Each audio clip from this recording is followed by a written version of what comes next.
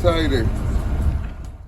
My name is Levi Paul, Gespe'gewa'gi First Nations, Indian Brook, Nova Scotia. I'm the captain on the boat. We were out fishing today, went to check our gear this morning. Everything was working good when we pulled out of here. And we got up to our first set of gear. We hauled it, and after we dumped it, we lost our steering. We were just out by the bell buoy, pretty close, thank God. Guardians came and we got towed in. Andy and Matt came to our rescue. And we had a diver go underneath and have a look. Patrick and Alicia.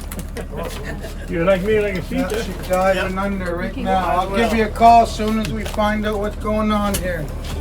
My name's Allie, and I'm down here today checking under a boat for my buddy Levi. He had a broken prop, so I had to go down and take a peek. He's under.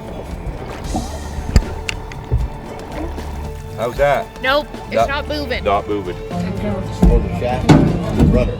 On the rudder, yeah. That's what's the problem.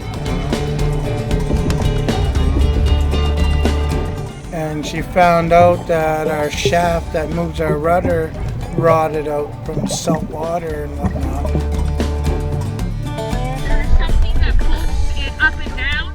That is broken half.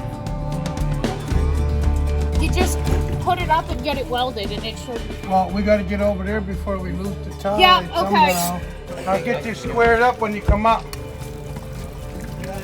He's gonna have to haul his boat up to get it fixed. Just probably needs love, a little bit of maintenance. We can fix it and everything. It's just now we got to dry dock the boat and actually get under there and do the work. It's going to hold us up for a day, but we'll get back out fishing and practicing our treaty rights again, fighting the good fight.